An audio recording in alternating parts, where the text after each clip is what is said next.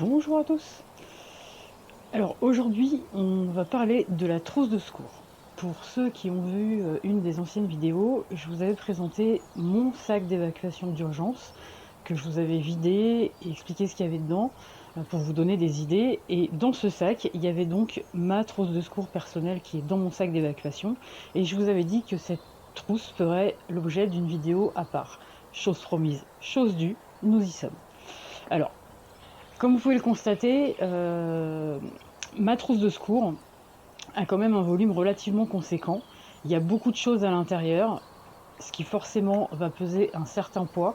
Et il est bien évident que tout le monde n'aura pas la nécessité ni l'utilité de ce qui se trouve à l'intérieur. Encore une fois, comme tout le reste du sac, la trousse de secours, elle doit être conçue de manière à correspondre à vos besoins, à votre utilité et, dans le cas précis de la trousse de secours, également à vos connaissances. Ne vous surchargez pas avec du matériel que vous ne savez pas utiliser, c'est complètement ridicule à mon sens. Alors, moi j'ai choisi cette trousse qui est avec les fixations molles, pour des raisons, parce que ça s'attache partout, parce que vous allez voir c'est très pratique. Elle est rouge. Ça par contre c'est très important parce que le fait qu'elle soit rouge me permet à moi de la repérer très facilement, mais aussi si besoin, si j'ai besoin d'envoyer quelqu'un chercher ma trousse de secours dans mon sac, si je lui dis prends-moi la trousse rouge, ça va pas être très compliqué. Alors cette trousse a l'avantage de pouvoir se fixer de différentes manières. Vous avez ici une sangle, ce qui vous permet de pouvoir la prendre en bandoulière. Ici également un petit crochet. Vous voyez, il y a deux anneaux encore ici sur l'arrière. Et bien évidemment, le système ici des fixations molles, ici, pour vous permettre de l'attacher à l'extérieur de votre sac. Alors moi en permanence elle est rangée à l'intérieur, mais pour gagner de la place ultérieurement ou autre, je peux tout à fait l'attacher à l'extérieur. D'autant plus que cette trousse a l'avantage, vous pouvez la décrocher tout simplement une fois qu'elle est fixée ici au sac. Vous pouvez la décrocher comme ça. Cette partie-là se détache entièrement et du coup, ça reste sur le sac et vous pouvez prendre que ce morceau-là. Ça, c'est quand même super pratique. Alors moi, vous voyez directement à l'extérieur, il y a quelques petits trucs. Alors bon, le petit patch, il est livré avec. Vous pouvez parfaitement mettre le patch de votre groupe sanguin, par exemple.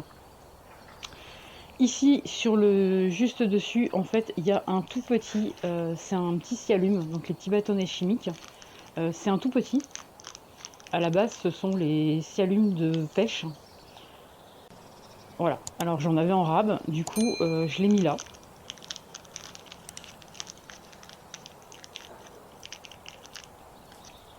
Le but de ce petit accessoire, tout bêtement, pouvoir visualiser ce qui se trouve à l'intérieur de ma trousse de secours si je dois intervenir dans le noir.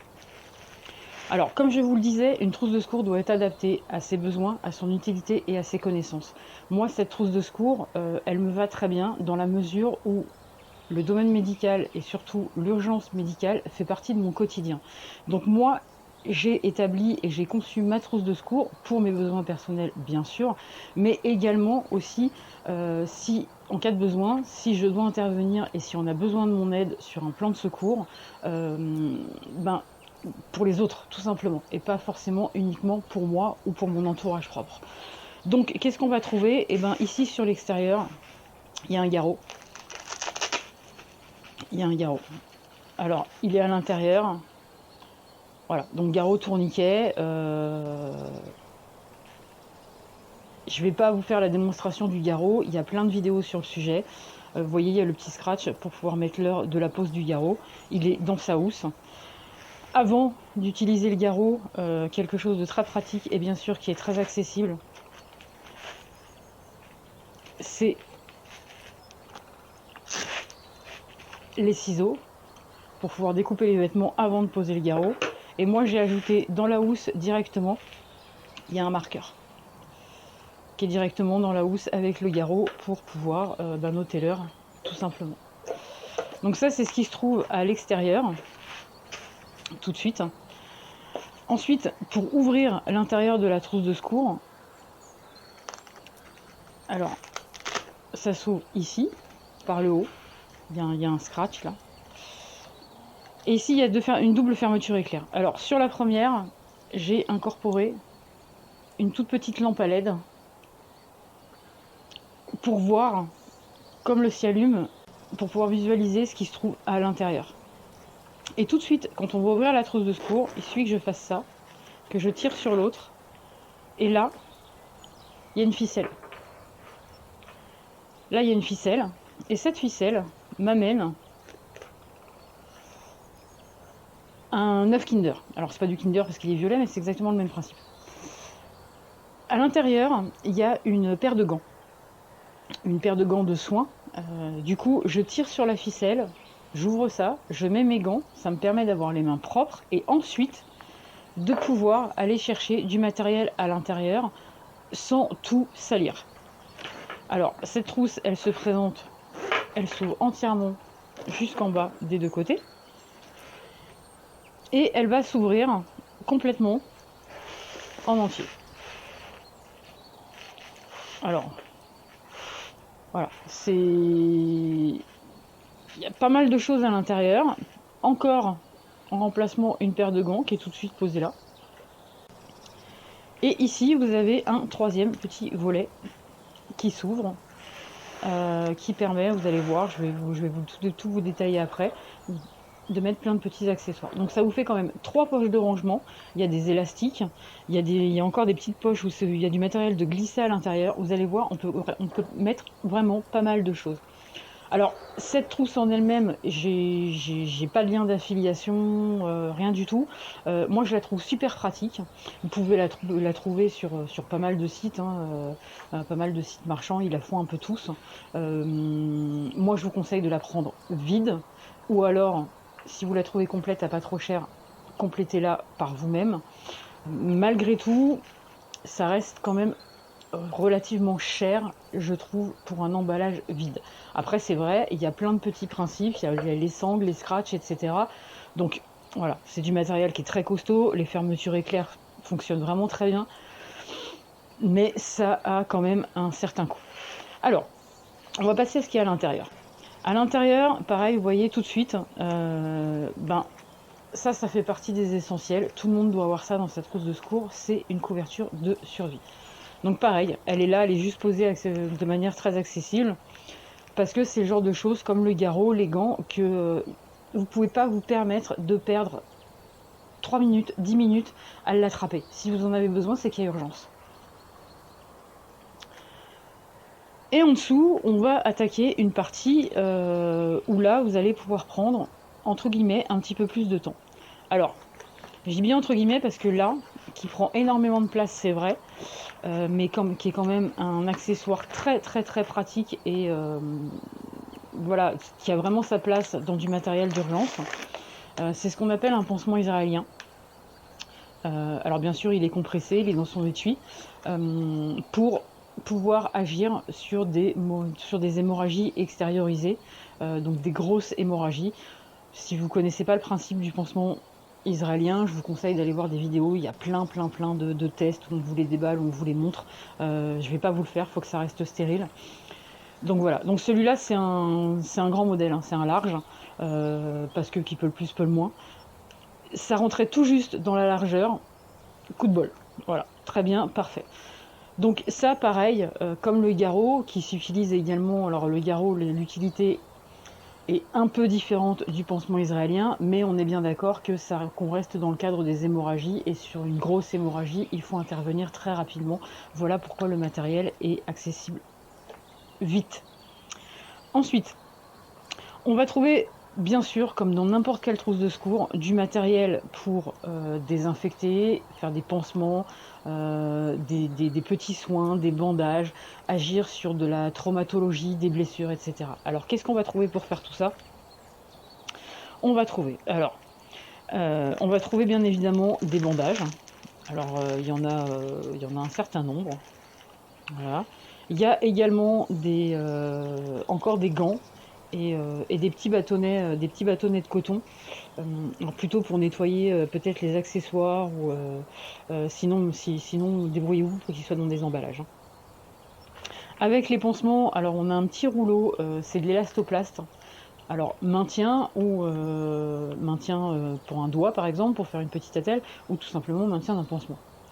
Donc petit rouleau d'élastoplast, on va trouver encore une bande qui va être plus large. On va trouver également de la bande cohésive, alors la bande qui s'attache sur elle-même, donc ça c'est plutôt pour faire du maintien, hein.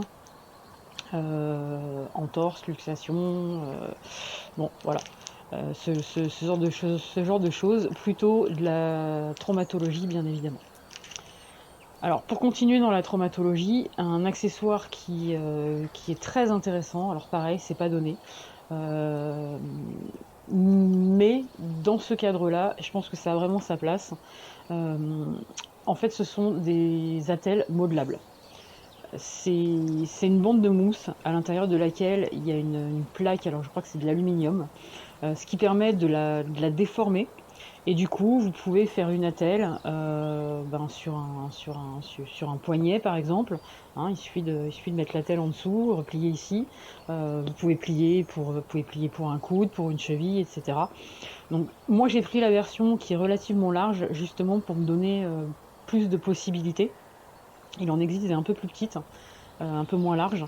Mais bon, celle-là est vraiment pas mal. Alors bien évidemment, ça vous sert à faire une attelle comme une goulotte. Vous mettez une bande, vous scratchez, vous maintenez le tout, et ça marche très très bien. Donc voilà, moi j'ai ajouté ça. Alors pareil, comme le pansement israélien, ben voilà, effectivement, ça prend de la place. Mais si vous savez poser une attelle correctement, si vous savez utiliser un pansement israélien, ça a vraiment sa place. Encore une fois, si vous n'êtes pas formé pour ça, alors de 1, je vous conseille vivement de le faire. Mais si c'est pas le cas, ne vous encombrez pas avec des produits qui ne vous seront d'aucune utilité. Ensuite, en dessous, on va passer à toute la partie désinfection. Parce que si c'est juste une petite plaie, je peux me permettre de m'étaler un petit peu et d'aller chercher les produits qui sont en dessous. C'est pas très grave. Alors, qu'est-ce qu'on va trouver? Alors, je vais vous ouvrir parce qu'en fait, il y a une partie qui est en dessous, là, dans la petite poche. Donc, je vais vous le sortir. Il y a plein de petites choses. Voilà. Alors, des dosettes de sérum. Alors ça, c'est du sérum physiologique. Et vous allez voir, il y a aussi du désinfectant ailleurs. Donc ça, c'est pour le sérum physiologique. Également, moi j'ai ajouté une seringue alors que j'ai récupéré au boulot. Seringue plutôt pour intervenir sur les animaux. Si vous devez donner un médicament ou un animal, ou ne serait-ce que le faire boire, et bien la seringue c'est quand même bien pratique. Alors moi, les dans ma trousse de secours, bon, alors j'en avais en rab, j'en ai récupéré une. Aucune obligation d'avoir ça dans sa trousse de secours, à moins d'avoir des connaissances infirmiers, etc., et d'avoir les produits qui vont avec. Sinon, hormis l'usage que moi j'envisage pour cette seringue, sinon aucune utilité. Bien sûr, qui dit faire des soins dit que vous n'allez pas mettre vos déchets n'importe où. Donc là-dedans, on va trouver sac poubelle et également un sac d'asserie, donc spécifique pour les déchets infectieux. Donc ça, c'est pour le début de la partie désinfection et effectivement traumatologie. Ensuite, dans la petite poche d'à côté, vous voyez, là il y a un scratch qui permet de maintenir en fait les accessoires qui se trouvent en dessous. Et là, on va trouver alors une petite fiole de gel désinfectant pour les mains, hein, et un petit flacon alors de désinfectant, en l'occurrence c'est de la biseptine. Voilà. Alors vous pouvez l'avoir en dosette, hein, de ce type. Ça existe aussi en lingette désinfectante. Moi j'avais eu l'occasion de pouvoir l'avoir dans cette version là. C'est pas mal, c'est assez pratique. Ensuite, qui dit désinfection dit qu'on va trouver tout ce qui est pansement. Alors tout ce qui est pansement, c'est là. On va trouver une serviette hygiénique qui peut également servir de pansement, alors plus ou moins pansement compressif, mais en cas de saignement, c'est quand même bien pratique. Et avec tout ça, alors bien sûr, des compresses, voilà, de différentes tailles. Ça, c'est des plus petites, et là, vous en avez des un peu plus grandes. Voilà, donc désinfection, pansement, etc.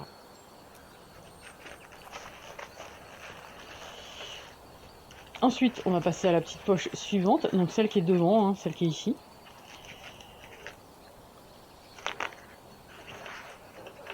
Et on va trouver, alors dans la même série que la serviette hygiénique, on va trouver un tampon hygiénique. Pareil, même but. C'est absorbeur de sang, donc plaie, et notamment épistaxis, donc segment de nez, important, abondant. Il suffit de mettre ça dans la narine et ça va résoudre grandement le problème.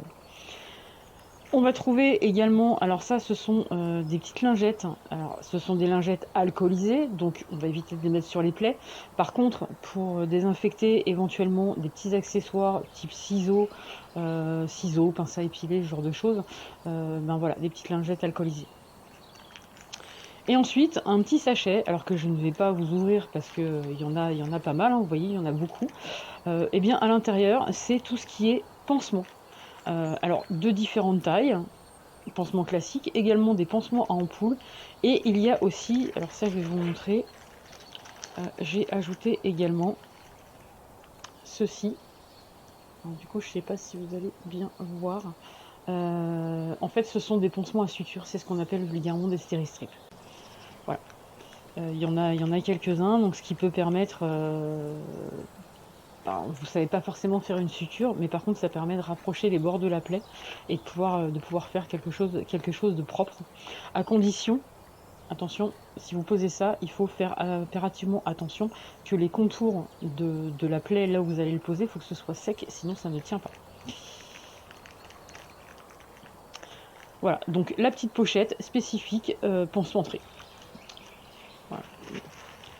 Donc là, vous voyez, on a de quoi désinfecter, faire un pansement, soigner une ampoule, éventuellement suturer une plaie de manière assez simple, bandage, maintien, attelle, et tout ce qui est hémorragie grâce au pansement compressif et éventuellement le garrot. On ne laisse pas son matériel dans la nature n'importe où, donc sac poubelle. Couverture de survie, une fois qu'on a fini de soigner notre blessé. Et ensuite, c'est pas fini. Ce qui est dans la dernière petite poche, là, ici, sous le petit filet. Et pareil, il y a encore pas mal de petites choses. On va trouver un petit rouleau pour attacher les pansements. Donc c'est du vulgaire sparadrap. Hein. Alors, il y a également la liste de tout le matériel qui se trouve à l'intérieur. Dans ce petit filet, moi j'ai également ajouté, alors voilà, pareil, dans une petite pochette en plastique, ce sont quelques médicaments, quelques comprimés basiques. Voilà, l'essentiel. Alors clairement, il y a des antidouleurs, des antidiarrhéiques, pour maux de ventre, et des anti-inflammatoires. Voilà. Il n'y en a pas 200 000. Alors attention, si vous mettez des médicaments dans votre trousse de secours, surtout, ne les sortez pas des blisters. Coupez le blister comme j'ai fait, mais ne les sortez pas des blisters. N'oubliez pas d'écrire, si du coup vous ne voyez plus les dates de péremption à l'extérieur du blister, au dos. Et bien évidemment, vérifiez les dates de temps en temps. Donc ça, c'est la petite pochette médicaments. Ensuite, on va trouver quelques petits accessoires, hein, quelques petits outils. Alors pareil, c'est encore dans un petit sachet. Une petite paire de ciseaux pour les pansements, essentiellement. Une pince à épiler. Un petit coupe-ongle. Des grosses épingles de sûreté. Et il y a également à l'intérieur du fil de pêche. Il y a du fil de pêche et une grosse aiguille, enfin grosse, adaptée au fil de pêche. Alors ça, c'est vraiment en cas d'urgence, désinfecter le fil, c'est pour suturer, oui, effectivement, mais c'est de la suture à l'arrache. Si je peux éviter de le faire, je le ferai pas. Maintenant, si j'ai pas le choix, ben, ça sera mieux que de laisser ouvert, sans protection, à l'infection, et cetera, et cetera. Alors bien sûr, il faut désinfecter le fil, il faut désinfecter l'aiguille, et cetera, et cetera. Mais surtout, ne jouez pas les Fanjo, n'utilisez pas ça si vous savez pas le faire, hein.